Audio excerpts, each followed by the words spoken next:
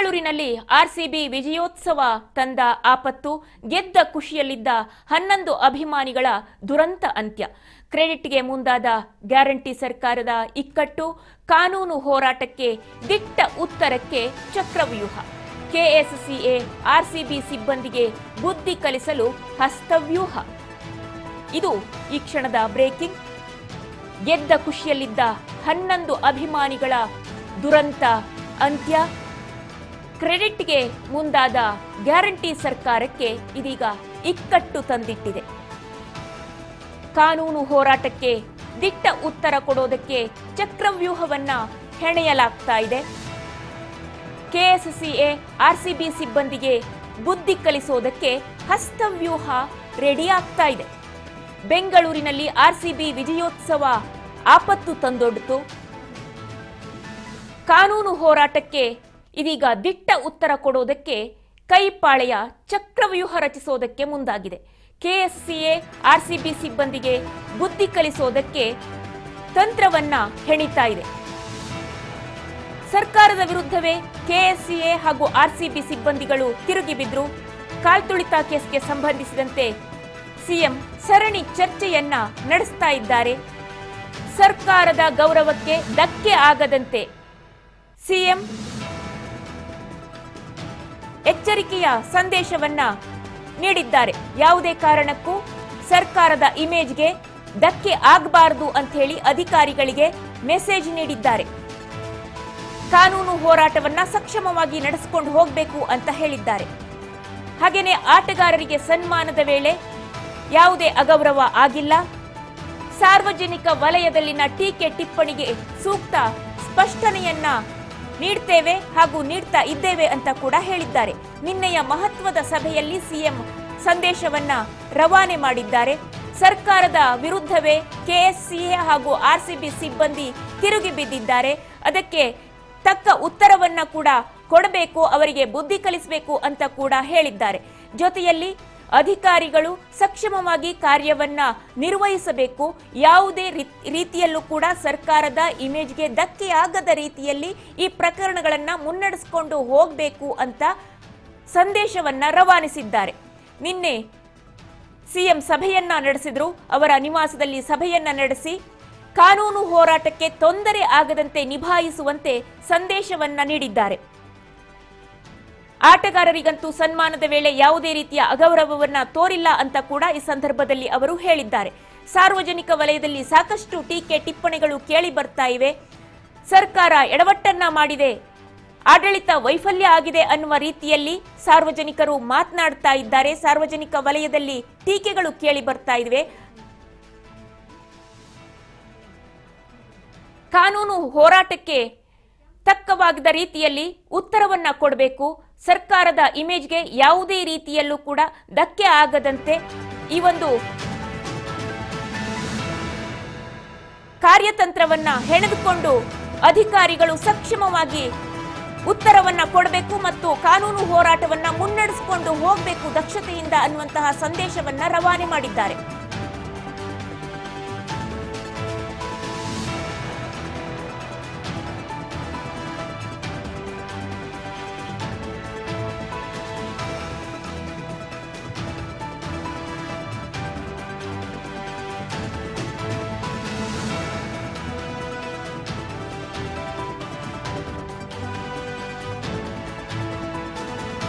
DGP ಪತ್ರದ ಬಗ್ಗೆ, ಪತ್ರ ವೈರಲ್ ಆಗಿದ್ದರ ಬಗ್ಗೆ ಸಿಎಂ ಸಿದ್ದರಾಮಯ್ಯ ಬೇಸರವನ್ನ ವ್ಯಕ್ತಪಡಿಸಿದ್ದಾರೆ. ಕಾರ್ಯದರ್ಶಿ ಸತ್ಯವತಿ ನಿರ್ಲಕ್ಷ್ಯಕ್ಕೆ ಸಿದ್ದರಾಮಯ್ಯ ಗರಂ ಆಗಿದ್ದಾರೆ. ಮುನ್ನೆಚ್ಚರಿಕೆ ವಹಿಸುವಂತೆ ಜಿ ಪರಮೇಶ್ವರ್ ಸಿಎಸ್ಗೆ ಸೂಚನೆಯನ್ನ ನೀಡಿದ್ದಾರೆ ಮುಖ್ಯಮಂತ್ರಿ ಸಿದ್ದರಾಮಯ್ಯ. ವಿಪಕ್ಷಗಳ ಆರೋಪಗಳಿಗೆ ತಕ್ಕ ಉತ್ತರಕ್ಕೆ ಸಿಎಂ ಆದೇಶವನ್ನ ಕೂಡ ಈ ಸಂದರ್ಭದಲ್ಲಿ ನೀಡಿದ್ದಾರೆ. ಡಿಜಿಪಿ ಪತ್ರ ವೈರಲ್ ಆದ ಬಗ್ಗೆ ಸಿಎಂ ಸಿದ್ದರಾಮಯ್ಯ ಬೇಸರವನ್ನ ವ್ಯಕ್ತಪಡಿಸಿದ್ದಾರೆ. ಭದ್ರತಾ ಇಲಾಖೆಯ ಡಿಜಿಪಿ ಪತ್ರವನ್ನ ಬರೆದಿದ್ರು ಸಿಎಸ್ಗೆ. ಆ ಪತ್ರ ವೈರಲ್ ಆದ ಬಗ್ಗೆ ಕೂಡ ಸಿಎಂ ಬೇಸರವನ್ನ ವ್ಯಕ್ತಪಡಿಸಿದ್ದಾರೆ.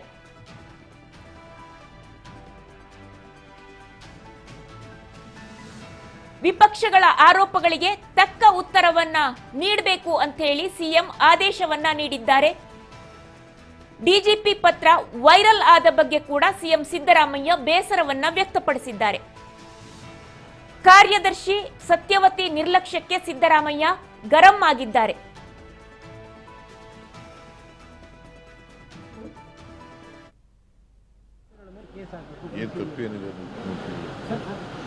ನಿಮ್ಮ ಪ್ರಕಾರ ಏನಪ್ಪ ತಪ್ಪು?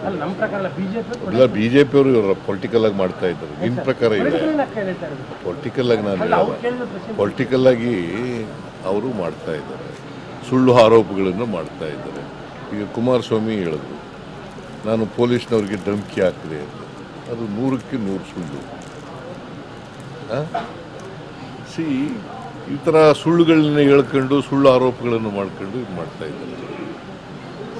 ಇದ್ದಕ್ಕಿದ್ದಾಲೆ ಪೊಲೀಸ್ನವ್ರ ಮೇಲೆ ಪ್ರೀತಿ ಬಂದ್ಬಿಟ್ಟಿದೆ ಅವ್ರಿಗೆ. ನಾನು ಮೇಲ್ನೋಟಿಗೆ ಏನೇನು ತಪ್ಪುಗಳಿರ್ತವೆ, ಯಾರ್ಯಾರು ಡೆರಿಲಿಕ್ಷನ್ ಆಫ್ ಡ್ಯೂಟಿ ಇದೆ ಅವ್ರ ಮೇಲೆಲ್ಲ ಕ್ರಮ ತಗೊಂಡಿದ್ದೀನಿ. ಮತ್ತು ಅವ್ರು ಪೊಲೀಸ್ BJP-ಯವರು ಏನು ಡಿಪೆಂಡ್ ಮಾಡ್ತಿದ್ರು, RSS JDS-ನವರು ಮತ್ತು BJP-ಯವರು ಕುಮಾರಸ್ವಾಮಿ ಏನಂತ ಮಾಡ್ತಿದ್ರು, ಜುಡಿಷಿಯಲ್ ಎಂಕ್ವೈರಿ ಮಾಡಿದ್ದು. ಜುಡಿಷಿಯಲ್ ಎಂಕ್ವೈರಿ ಕಾನ್ಸ್ಟಿಟ್ಯೂಟ್ ಮಾಡಿದ್ದೀವಲ್ಲ, ಜುಡಿಷಿಯಲ್ ಎಂಕ್ವೈರಿ ಕಾನ್ಸ್ಟಿಟ್ಯೂಟ್ ಮಾಡಿದ್ದೀವಿ. ಯಾರ್ಯಾರು ತಪ್ಪಿತಸ್ಥರಿದ್ರೆ ಅವ್ರ ಮೇಲೆಲ್ಲ ಕ್ರಮ ತಗೊಂಡಿದ್ದೀವಿ. ಸರ್ಕಾರ ಎಲ್ಲಿ ತಪ್ಪು ಮಾಡಿದೆ? ರಾಜಕೀಯವಾಗಿ ಹೇಳ್ತಾ ಇದ್ದಾರೆ ಅವರು. ಸರ್, ವಿಧಾನಸೌಧದ ಭದ್ರತಾ ವಿಭಾಗ DCP ಪತ್ರ ಬರೆದಿದ್ದಾರೆ ಸರ್. ಅಂದರೆ ಪ್ರೋಗ್ರಾಮ್ ಮಾಡಬಾರ್ದಾಗಿತ್ತು, ಅಂದರೆ ಅಲ್ಲಿ ತೊಂದರೆ ಆಗುತ್ತೆ, ನಮಗೆ ಆಗೋದಿಲ್ಲ ಅನ್ನೋದು ರಾಜ್ಯದವರಿಗೆ ಪತ್ರ ಬರೆದಿದ್ದಾರೆ. ಯಾರಿಗೆ?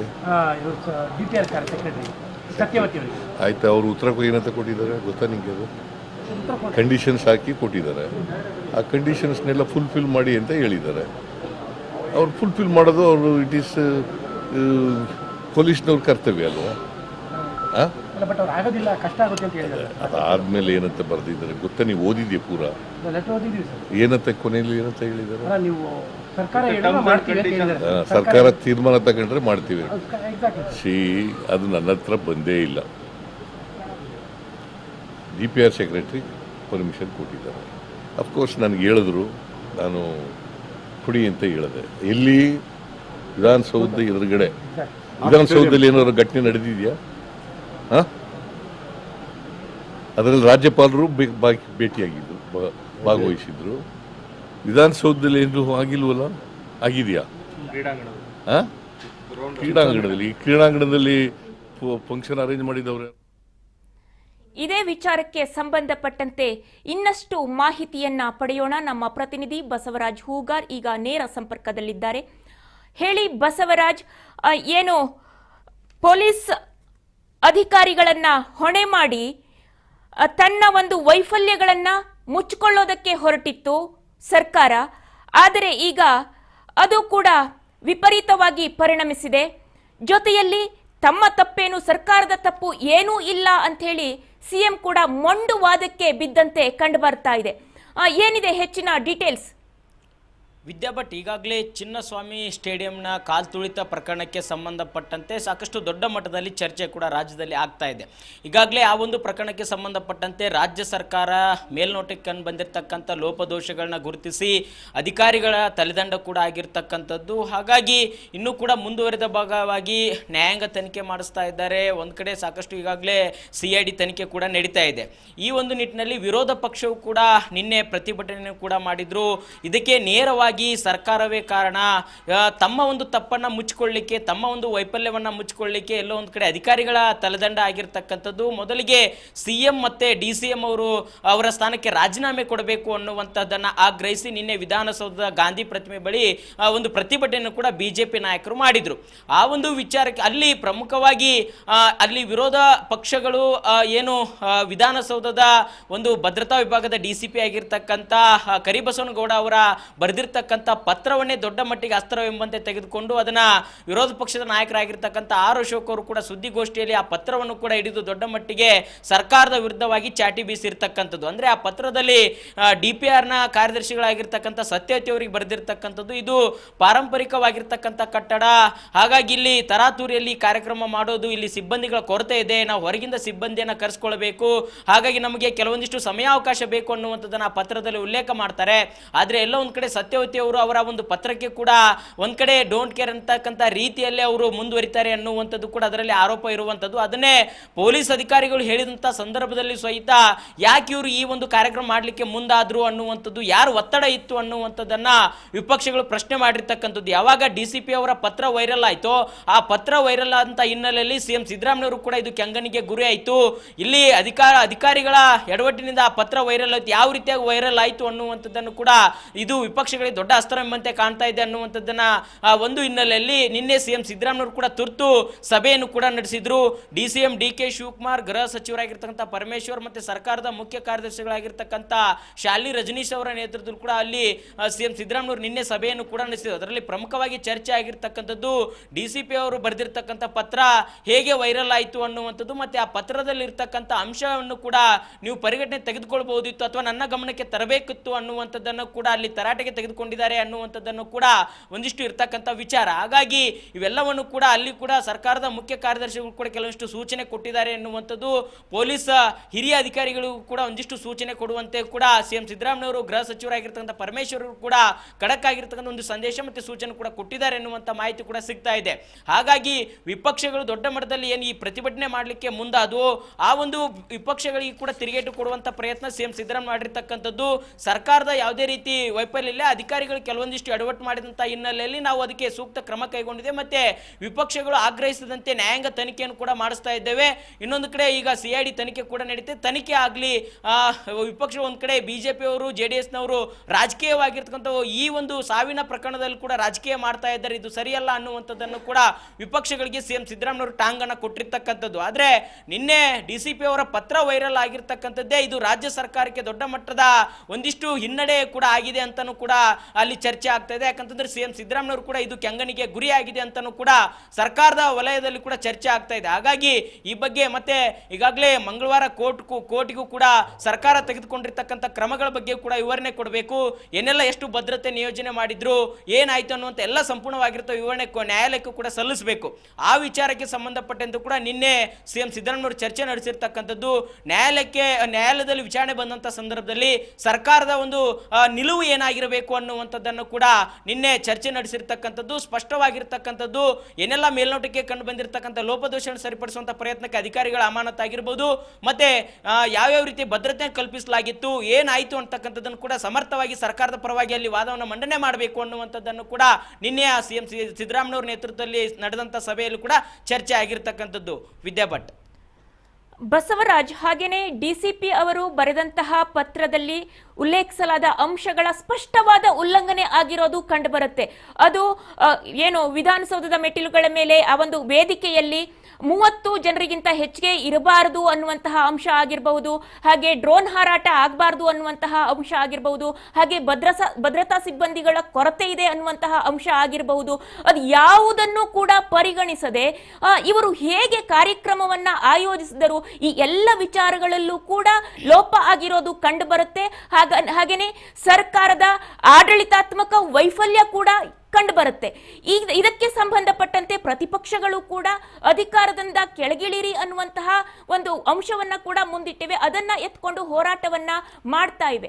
ಈ ಸಂದರ್ಭದಲ್ಲಿ ಅವರು ತಮ್ಮ ಸರ್ಕಾರದ ತಪ್ಪೇ ಇಲ್ಲ ಅನ್ನುವಂತಹ ರೀತಿಯಲ್ಲಿ ಮೊಂಡುವಾದವನ್ನ ಮಾಡ್ತಾ ಇರೋದು ಎಷ್ಟರ ಮಟ್ಟಿಗೆ ಸರಿ ಅಂತ ಕಂಡು ಬರುತ್ತೆ.